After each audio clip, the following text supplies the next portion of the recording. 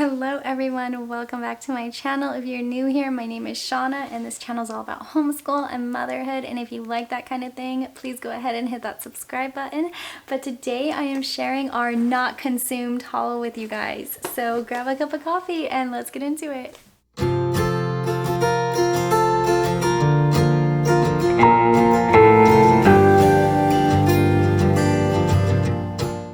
Alright you guys, so if you are looking for a Bible curriculum for your homeschool or just your kids in general, then check out Not Consumed. I'm going to link the website down below in the description bar, but I was so excited when I saw this. It is a Faithipedia and they go over both Old Testament and New Testament, and they're both from Not Consumed Ministries. Now, they are basically designed, you can do it in multiple ways. You can use it as your morning basket time, or you can use it as like a family devotional time. Look, it stands up and it's like a little flip book. How cool! And so, you guys, it's really the simple things that impress me. It really is. So, I got the kids this, and I'm going to do a flip through as I'm talking. But then I also got them the devotional of Navigating Friendships and Fruit of the Tongue, because siblings can always speak nicer to each other, you guys. They really can. So I'm going to turn the camera around and talk to you guys about these things as I'm flipping through them. Alright you guys, so this flip through is going to be the New Testament. I'm not going to flip through the whole thing because it would take quite a while to flip through both books. But when you open it, it talks about the daily themes. So the first one is you're going to get an overview of each book of the Bible, and then it's going to talk about the big words of the Bible and why they're important, and then who God is and why it matters, inspirational stories and showing God's work, and then a historical timeline of the people of God. Now this is designed to be done over the course of 27 weeks, so you know, me buying 2 was probably a little bit ambitious, but it's going, so there are pages both on the front and the back. However, you're not going to read this side and then this side. You're going to start with this page, and then it just progresses this way. And then by the time you get to the very end, you flip that page, you turn the book over, and then you go back the following way. So I just wanted to mention that. Let me go back to the very beginning though. Alright, so the very first one is Matthew, or the book of Matthew. And so it tells you right here what week you're on, where the book is found, and what number it is in either the New Testament or the Old Testament. It goes over the author, the original audience, the date it was written, the purpose, and then the theme.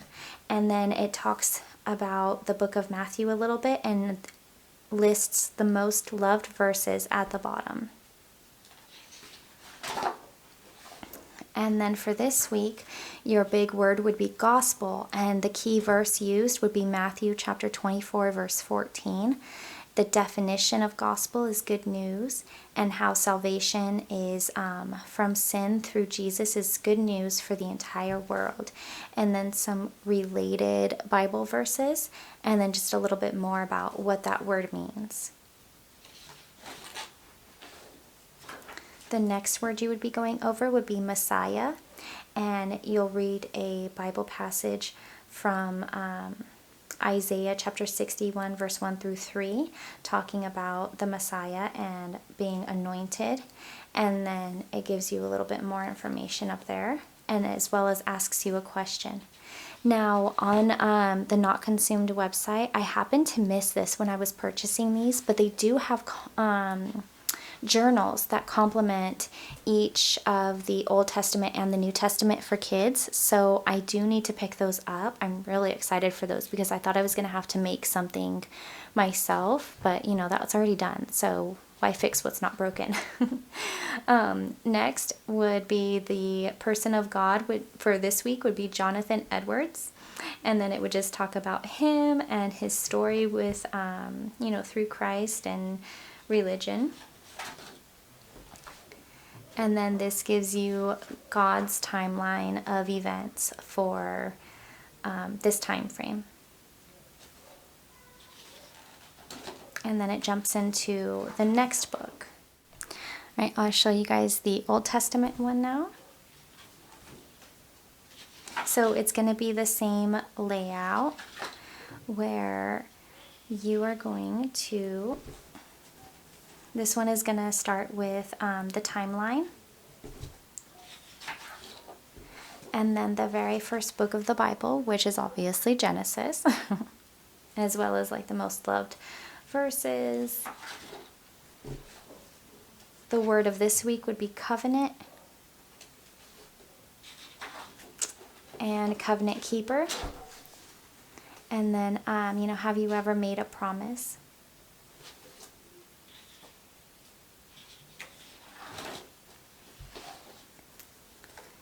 The God's story is the rainbow covenant.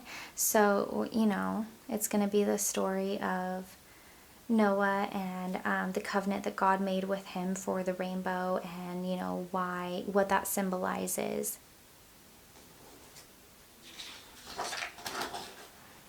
And then next it reviews the timeline of Genesis from the moment that Adam and Eve started until 1500 BC, Joseph dies. And then it goes into the second book. All right, the next study I'm going to share with you guys is navigating friendships. I thought that this would be a wonderful study to get for the kids, as we're starting a new year in co-ops and classical conversations, and the kids are going to be navigating as they get older how to not just be a friend, but how to pick good friends, and what kind of qualities that we should possess, and what kind of qualities our friends we should be looking for in friends. And so I thought that this would be a really great study to do with them. It talks about, pray and ask God to help you work together with your friends, not seeking the glory for yourself, to serve Him and those around you. Ask Him to show you ways that you can do this. So it's really just lifting them up in Scripture and what kind of people that they should be, not just, as beautiful little humans, but as faithful friends. And then this one talks about how friends are mentors. Now, each of their studies looks like it goes over 20 or around 20 days. So for us, we do Bible work 4 days a week. So this would be a 5-week study for us. Now, the way that I'm thinking of pairing this with the Faithipedias is to do the Faithipedia either as morning time in our morning basket or at dinner time as a family. And then these will be done throughout our school day. Here's another one that says, friends pray for each other. So I love that it encourages your child to step out of their comfort zone and really think about, what their friends are going through, or what things that we should be thinking about in our prayers, that prayers aren't just, this wish list that sometimes everyone can get in the habit of doing, but it's a time for us to talk to God and ask Him to care and just love on the people that we love. And then it even goes over harmful friendships. And it says, let me show you guys real quick. Whenever I spend a lot of time with a person, I start talking a little like that person. I use some of the words they use most often, or maybe even say them with the same kind of accent. I also start liking things they like, even though I never liked those things before. Oh my goodness, that is so true even as an adult, and I want my children to know that and to know that early on. So I love that it kind of just starts at like the very root of how friendships can, while they're beautiful, sometimes some of them can be very harmful. Even if it's not like physically harmful, but it could be spiritually harmful. So I think that this is going to be a really great study. And I'll show you guys the last one that we have. Oh, and one thing that I want to mention is they do have them based on ages. So this one is the junior version. I did get my daughter, who is 5, the primary version. And it's kind of nice that they separate them like that. And you can purchase the hardcover books, or you can purchase digitally from them. I purchased these digitally so I can use them over and over with the kids and do them again as the baby gets older. So last but not least is her Fruit of the Tongue study, and then this one is for junior as well, which is I forget her age range. I want to say it was like 8 to 11 or 8 to 12, or maybe it was 7. I forget the age range, you guys. Just check on their website. But I also got the primary one for my 5-year-old, so it should be good. Now, this goes over how, you know, sometimes everybody says ugly, hurtful, mean things sometimes, but that doesn't mean that just because, you know, everybody does it, that it's right, or that we shouldn't strive to be better. So this will talk about good fruit and bad fruit, the power of the tongue. You know, we can't do it on our own. Words should offer praise. Words should share Christ with others. Words should be kind and true. Words should be thankful and clean and respectful and humble and peaceful, and, you know, when to be slow to speak and the attitude of the heart. So this is going to dive into a lot of really great topics that I think not just kids, but really everybody needs. You know, especially just depending on the season, because if you're a tired mom, or, you know, maybe you have a brand new baby and you're just not getting a lot of sleep, or you're having health problems. I mean, sometimes it's hard to be happy and nice and kind when you're dealing with hard things. And our little ones are so sweet, but they're also so impulsive. So, you know, as somebody, you know, a sibling hurts their feelings or takes their toy, they're quick to say something mean sometimes. So this is why I got the kids this specific study, is because I wanted them to really think about their words and the weight that those words can carry. So on this side, it says, write a list of things you know you have complained or grumbled about recently. Then on the right side, write or draw something that you can say instead that is thankful. I really like that because it's doing like a whole mindset shift in your child as well as you. And then, you know, like filthy talk damages our testimony and hurts those around us. God has called us to be pure and holy with our words. You know, I think that this section, I love these studies because they really just get down into like the nitty gritty, especially of our world. You guys, like the world is coming for our kids, and it's encouraging them to say, you know, some pretty awful things sometimes. So I love that, you know, this meets that awfulness with just love and truth, that, you know, it damages us, it hurts us, and God calls us to be better than those actions. And then it has a comparison chart, you know, things we should do, things we shouldn't do. Words should be humble.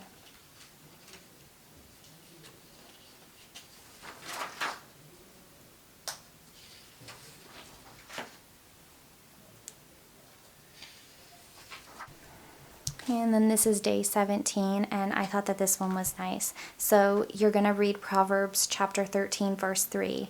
And then it says, if I guard my mouth, think before I speak, I will. And then you fill in the blank from the Bible verse. If I open my mouth wide, talk a lot, I will. And then fill in the blank.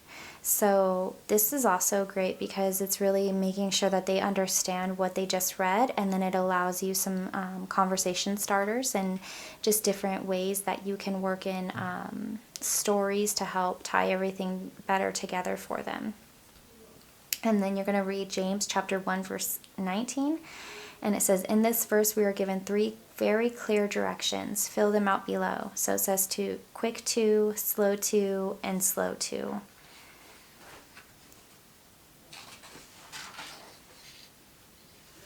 And it talks about attitude of the heart and how to get help. So you're going to pick So it says there are two great ways to get help with this. One is to ask someone to hold you accountable. This will probably be your parents, but it could be a friend, mentor, or a close relative. And it should be someone that you are with a good bit of the time. So you're going to sit down and tell them what you've learned in this study, and then you're going to ask them to help you guard your tongue so you can speak life into others. It might feel funny doing that, but I think you will find that they are eager to help you. Even as adults, we need accountability partners like this. So you're going to write who you picked, did you ask them, and what did they say? And then at the end, it says the last thing that you need to do is also to ask God for help. He is ready and waiting for you to ask. And then it says, here's 3 verses that you can pray to ask God to help you. And then so it has the Bible scriptures that you'll go to, and then you're encouraged to go and write the Bible verse. So this is the last day of the study, and I love that it ends with the most important things I learned in this study were the thing I struggle the most with is, and this is how I'm going to work on my struggles. So this is like a very call to action Bible study where it really forces you to take a look at yourself and to really just like dive deep and really think about, you know, what do I struggle with, and to write that down and really like voice it and kind of face it. And then how is this going to, how am I going to work on my struggles? So it doesn't just have you, you know, pour out your feelings, but how am I going to work on it? And, you know, who is going to be my accountability partner? Who's going to help keep me accountable and just living my life for Christ? So that is the end of this study. I'm going to turn around the camera now. All right, you guys, that is the end of our Not Consumed haul. I am super excited to use this Bible curriculum in our homeschool, you guys. When I initially saw these Faithipedias on Katie's channel from Life in the Mundane, if you have not seen her, go check her out. I will link her channel down below, but she showed these and I was like, oh, I need that. It looks so cool. I love that it's like the flip book and it has the flippy part and it can sit on my counter and just constantly be in like my view, and you know, just kind of help me to make sure that I'm being in the Word every day, because when you're a mom and you're busy, it can be hard. And so I'm totally going to use this curriculum just as much for me as I am for the kids. So have you used any Not Consumed studies? This is going to be our first time, and I'm over the moon excited about it. Let me know what your experience has been if you have used them. If you haven't, are you interested in using them and trying them out? I'll link their website down below in the description box as well. I hope you liked this video. If you did, please give me a big thumbs up, hit that red subscribe button, and I'll see you again later. Bye.